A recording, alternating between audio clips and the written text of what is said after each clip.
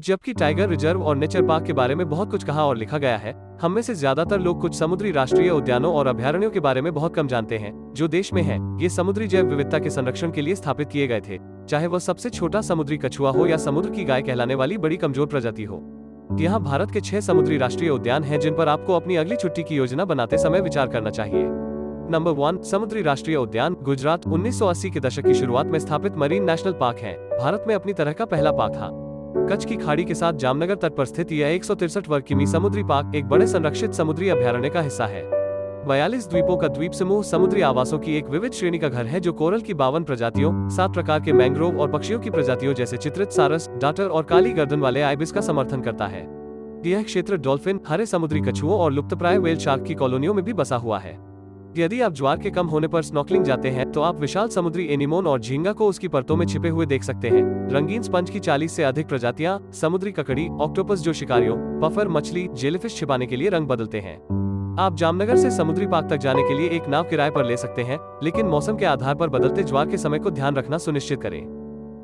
Number 2 Mahatma Gandhi समुद्री राष्ट्रीय उद्यान अंडमान और निकोबार द्वीप समूह लगभग 282 वर्ग किमी में फैले इस समुद्री पार्क में सफेद रेतीले समुद्र तटों और उष्णकटिबंधीय वनस्पतियों, खुले समुद्र और पानी के छोटे निकायों के साथ 15 चट्टानी द्वीप शामिल हैं जो विविध समुद्री जीवन का घर हैं। आप स्कूबा स्नोकल कर सकते हैं या पोर्ट ब्लेयर से आधे घंटे पूर्व में बंदूर से कांच के नीचे की नाव ले सकते हैं, जो कि समुद्री पार्क की पेशकश है। समुद्री पार्क 1983 में स्थानीय कछुओं की आबादी और अद्वितीय कोरल की रक्षा के लिए स्थापित किया गया था, जो आपको कहीं और नहीं मिलेगा। समुद्री जीवन के अलावा आपको पक्षियों की 270 से अधिक प्रजातियां मिलेंगी जो द्वीप को घर कहते हैं, जिनमें सफेद बेल वाले समुद्री ईगल, तोता और अंडमान चैती शामिल हैं। पास के जॉली बॉय और रेड स्किन द्वीपों का पता लगाने के लिए आपका स्वागत है, जिनके रेतीले किनारे पिकनिक के लिए एकदम सही है, लेकिन आप केवल कुछ घंटों के लिए ही रह सकते हैं।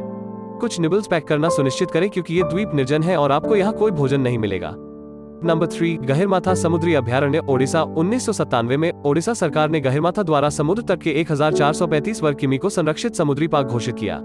यह मुख्य रूप से इसलिए है क्योंकि यह हिंद महासागर के पास कहीं भी ओलिव रिडले कछुए का एकमात्र पसंदीदा घोंसला बनाने वाला स्थान है।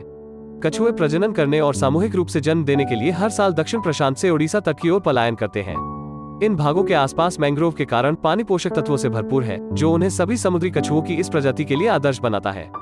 हैचिंग के बाद युवा सीधे पानी की ओर बढ़ते हैं और दक्षिण प्रशांत में अपनी लंबी तैराकी शुरू करते हैं। यह पार्क भुवनेश्वर से 75 किलोमीटर दूर है। नंबर 4 मन्नार की खाड़ी समुद्री राष्ट्रीय उद्यान तमिलनाडु। यह तमिलनाडु और श्रीलंका के बीच मन्नार बायोस्फीयर रिजर्व की बड़ी खाड़ी के अंदर स्थित है। 560 वर्ग किमी समुद्री राष्ट्रीय उद्यान 21 द्वीपों और प्रवाल भित्तियों से बना है। यह थूथुकुडी और धनुषकोडी के बीच 160 किलोमीटर की दूरी में फैला है।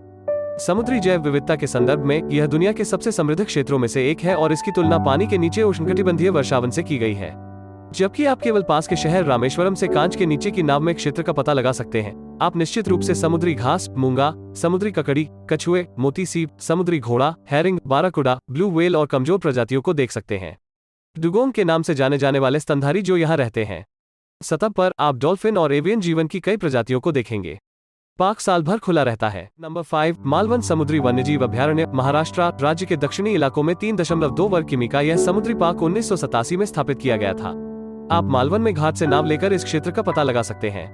इन पानी से बाहर निकलने वाली चंचल डॉल्फिन के लिए अपनी आंखें खुली रखें। सतह के नीचे एनीमोन, मोलिस्क, मोती सीप, मूंगा, समुद्री शैवाल और मछली की प्रजातियों की एक किस्म रहती है, जिसमें पुतिटोरा, महासीर, कैटफिश और कई अन्य शामिल हैं जो आपको स्नोकेलिंग या डाइविंग करने पर मिलेंगे। पक्षी देखने वाले यहाँ रहने वाले विभिन्न प्रकार के ईग्रेट्स, टर्न, प्लोवर और जलपक्षी की सराहना करेंगे। इस अभयारण्य में इसकी सीमाओं के भीतर सिंधुदुर्ग किले का पर्यटक पसंदीदा भी शामिल है।